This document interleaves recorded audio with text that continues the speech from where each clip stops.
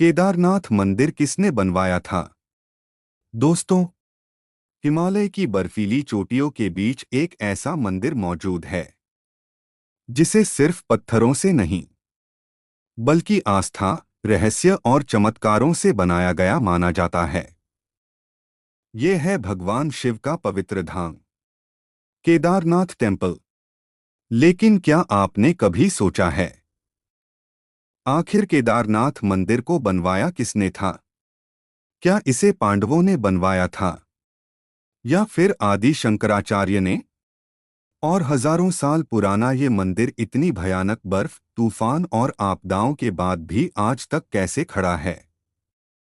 आज की इस वीडियो में हम जानेंगे केदारनाथ मंदिर का पूरा इतिहास, उसकी रहस्यमयी कहानी और वो सच जिसे बहुत कम लोग जानते हैं।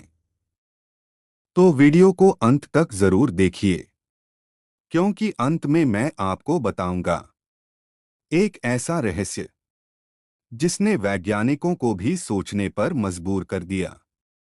शुरुआत उत्तराखंड की ऊंची पहाड़ियों में समुद्र तल से लगभग 11,755 फीट की ऊंचाई पर स्थित है भगवान शिव का अद्भुत धाम केदारनाथ। चारों तरफ बर्फीले पहाड़, ठंडी हवाएं और बीच में पत्थरों से बना विशाल मंदिर। जब कोई पहली बार इस मंदिर को देखता है तो उसके मन में सिर्फ एक ही सवाल आता है, इतनी कठिन जगह पर हजारों साल पहले आखिर इतना विशाल मंदिर कैसे बनाया गया होगा? कहा जाता है कि केदारनाथ सिर्फ एक मंदिर नहीं बल्कि शिव का जीवित स्थान है। पांडवों से जुड़ी कहानी। महाभारत युद्ध खत्म होने के बाद पांडव अपने ही रिश्तेदारों की मृत्यु के पाप से परेशान थे। उन्हें लगा कि इस पाप से मुक्ति पाने के लिए उन्हें भगवान शिव का आशीर्वाद लेना होगा। लेकिन भगवान शिव पांडवों से नाराज थे, इसलिए वे उनसे मिलने नहीं चाहते थे। कहा जाता है कि शिव जी छिपते छिपाते हिमालय पहुंच गए और एक बैल का रूप धारण कर लिया। जब पांडव वहां पहुंचे तो भीम ने उस बैल को पहचान लिया। भीम जैसे ही बैल को पकड़ने दौड़े, तभी बैल जमीन में समाने लगा, लेकिन भीम ने उसकी पीठ पकड़ ली। मान्यता है कि बैल की पीठ वाला हिस्सा केदारनाथ में प्रकट हुआ और उसी स्थान पर भगवान शिव के ज्योतिर्लिंग की स्थापना हुई। इसीलिए केदारनाथ में शिवलिंग सामान्य गोल आकार का नहीं बल्कि बैल की पीठ जैसा दिखाई देता है। कहा जाता है कि पांडवों ने ही सबसे पहले यहां मंदिर बनवाया था। असली मंदिर किसने बनवाया? अब सवाल आता है, जो मंदिर आज हमें दिखाई देता है, क्या वही पांडवों द्वारा बनाया गया था? इतिहासकारों के अनुसार पांडवों द्वारा बनवाया गया मूल मंदिर समय के साथ नष्ट हो गया। इसके कई वर्षों बाद आदि गुरु शंकराचार्य ने इस मंदिर का पुनर्निर्माण करवाया। आदि शंकराचार्य ने लगभग 8वीं शताब्दी में केदारनाथ मंदिर को दोबारा स्थापित किया। कहा जाता है कि उन्होंने पूरे भारत में सनातन धर्म को पुनर्जीवित करने का कार्य किया था। उन्होंने 4 धामों की स्थापना की और केदारनाथ को विशेष महत्व दिया। आज जो विशाल पत्थरों वाला मंदिर दिखाई देता है, उसे आदि शंकराचार्य द्वारा पुनर्निर्मित माना जाता है। मंदिर की सबसे बड़ी रहस्यमयी बात। दोस्तों, अब जरा इस बात को सोचिए, आज से हजारों साल पहले ना कोई मशीन थी, ना क्रेन, ना आधुनिक तकनीक, फिर इतने भारी पत्थरों को 11,000 फीट की ऊंचाई तक कैसे पहुंचाया गया होगा? मंदिर के पत्थर इतने विशाल हैं कि उन्हें देखकर वैज्ञानिक भी हैरान हो जाते हैं। कई विशेषज्ञ मानते हैं कि इन पत्थरों को बिना सीमेंट के एक दूसरे में इस तरह जोड़ा गया है कि मंदिर आज भी मजबूती से खड़ा है। 2013 की भयानक आपदा। साल 2013। उत्तराखंड में भयानक बाढ़ और तबाही आई। हजारों लोग इस आपदा में फंस गए। चारों तरफ पानी, कीचड़ और बड़े बड़े पत्थर बह रहे थे। लेकिन सबसे हैरान करने वाली बात ये थी कि इतनी भयानक आपदा के बाद भी केदारनाथ मंदिर को लगभग कुछ नहीं हुआ। मंदिर के पीछे एक विशाल चट्टान आकर रुक गई, जिसने पानी की तेज धारा को दो हिस्सों में बांट दिया। इस चट्टान को आज लोग भीमशिला के नाम से जानते हैं। भीमशिला। कई लोग इसे भगवान शिव का चमत्कार मानते हैं। वैज्ञानिक भी रह गए हैरान। वैज्ञानिकों ने जब मंदिर की जांच की तो पता चला कि मंदिर की बनावट इतनी मजबूत है कि वह बेहद ठंडे मौसम और भारी बर्फबारी को सह सकता है।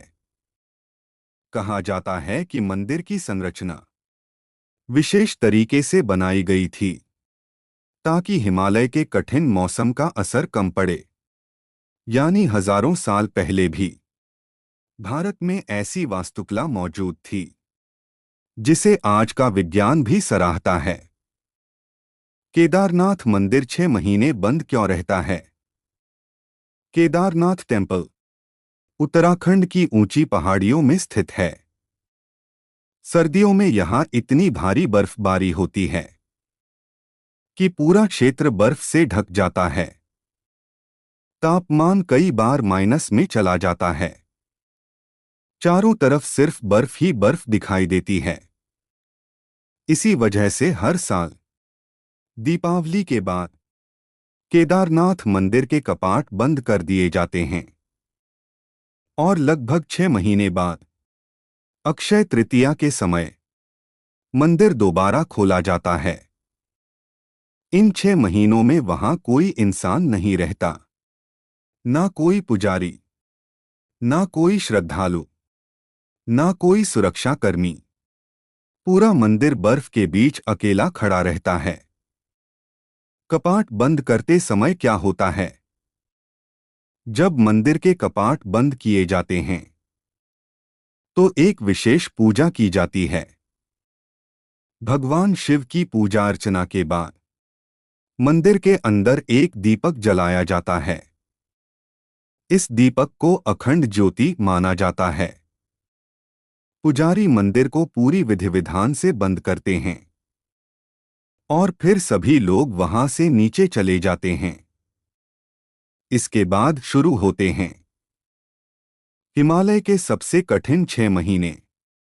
भारी बर्फबारी, तूफानी हवाएं और जमा देने वाली ठंड।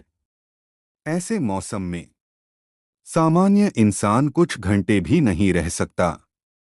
लेकिन जब 6 महीने बाद मंदिर के कपाट खोले जाते हैं तो कहा जाता है कि वो दीपक अब भी जलता हुआ मिलता है।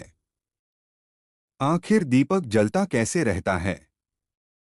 दोस्तों, यही वो सवाल है जो हर किसी के मन में आता है। कई श्रद्धालु इसे भगवान शिव का चमत्कार मानते हैं। उनका कहना है कि जहां स्वयं महादेव विराजमान हो, वहां कुछ भी असंभव नहीं। लोग मानते हैं कि पूरे 6 महीने तक भगवान शिव स्वयं उस ज्योति की रक्षा करते हैं। इसी कारण इसे दैवीय प्रकाश भी कहा जाता है। जब भक्त ये सुनते हैं तो उनके मन में भगवान शिव के प्रति आस्था और भी बढ़ जाती है। रहस्य और आस्था। कई लोग मानते हैं कि केदारनाथ कोई साधारण स्थान नहीं है। यहाँ की ऊर्जा, यहाँ का वातावरण और यहाँ होने वाली घटनाएं इसे बेहद रहस्यमयी बनाती हैं। कल्पना कीजिए, बाहर भारी बर्फबारी हो रही हो, तापमान 0 से कई डिग्री नीचे हो, पूरा मंदिर बर्फ से घिरा हो और फिर भी अंदर एक दीपक जल रहा हो। यही बात लाखों लोगों को आश्चर्य में डाल देती है। भक्त क्या मानते हैं? जो लोग केदारनाथ की यात्रा करके आते हैं वे बताते हैं कि मंदिर के पास पहुंचते ही एक अलग ही शांति महसूस होती है। बहुत से श्रद्धालु मानते हैं कि महादेव आज भी वहां मौजूद हैं और यही कारण है कि 6 महीने बाद भी दीपक का जलना सिर्फ एक घटना नहीं बल्कि भगवान शिव की उपस्थिति का संकेत माना जाता है। केदारनाथ का दिव्य अनुभव। जब मंदिर के कपाट खुलते हैं तो हजारों श्रद्धालु वहां मौजूद रहते हैं। घंटियों की आवाज, हर हर महादेव के जयकारे और बाबा केदार के दर्शन। उस समय का दृश्य इतना भावुक होता है कि कई भक्तों की आंखों में आंसू आ जाते हैं। लोग मानते हैं कि जो भी सच्चे मन से बाबा केदार को याद करता है महादेव उसकी पुकार जरूर सुनते हैं।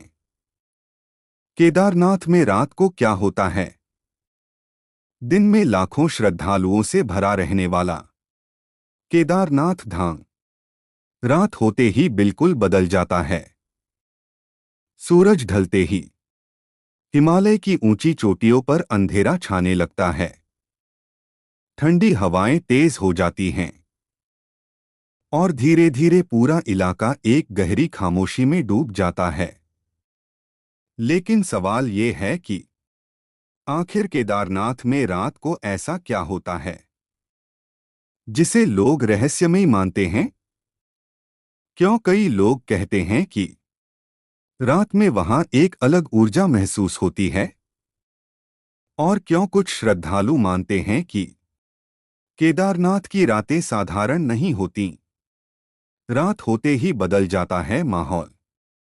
केदारनाथ टेंपल दिन में भक्तों की आवाजों से गूंजता रहता है। हर हर महादेव के जयकारे, घंटियों की आवाज और श्रद्धालुओं की भीड़। लेकिन जैसे ही शाम की आरती खत्म होती है वैसे ही धीरे धीरे सब शांत होने लगता है।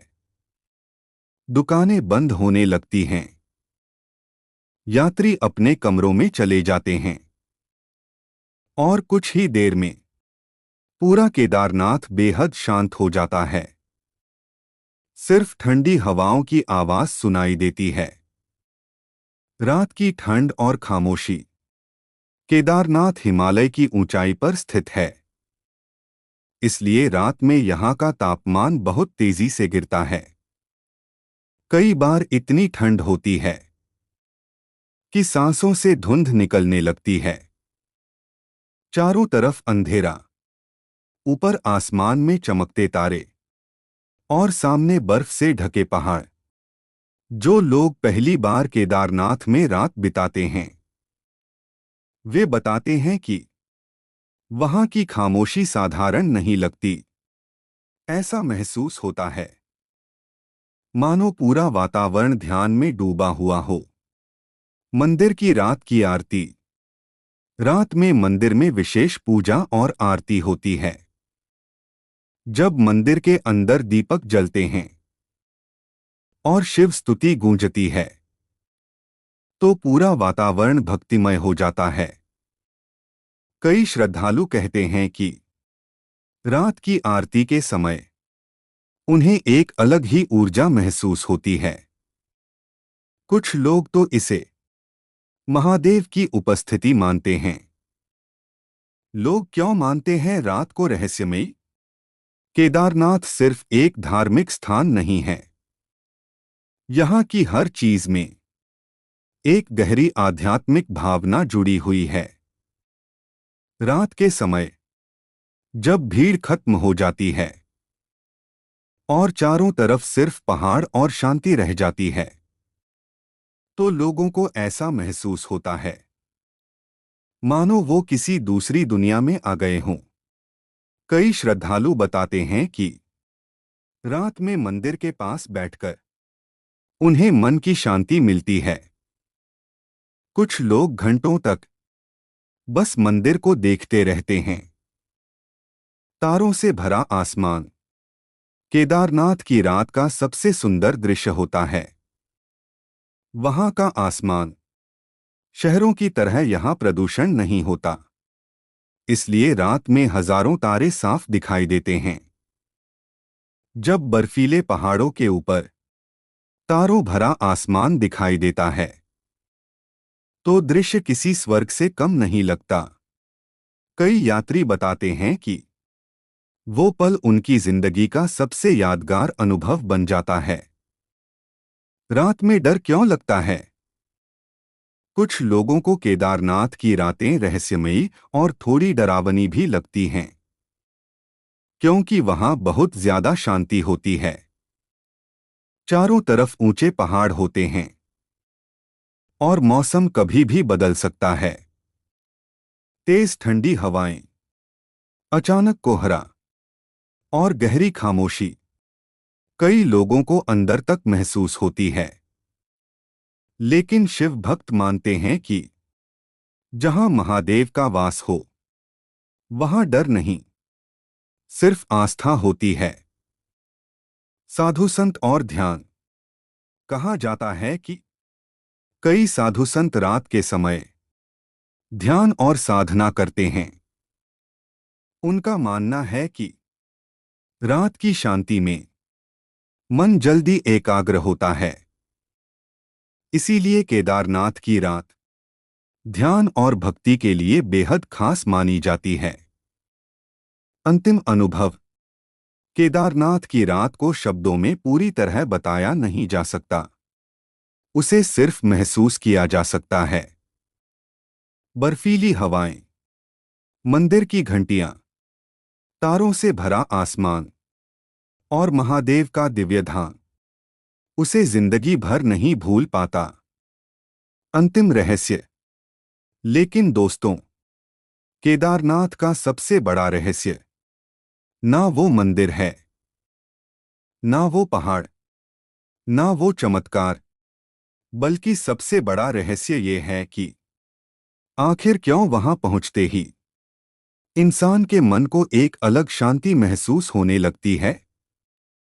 क्यों लाखों लोग इतनी कठिन यात्रा करने के बाद भी कहते हैं कि उन्हें वहां महादेव की मौजूदगी महसूस हुई। शायद इसका जवाब ना विज्ञान के पास है, ना किसी किताब के पास, क्योंकि केदारनाथ को सिर्फ आंखों से नहीं, दिल से महसूस किया जाता है।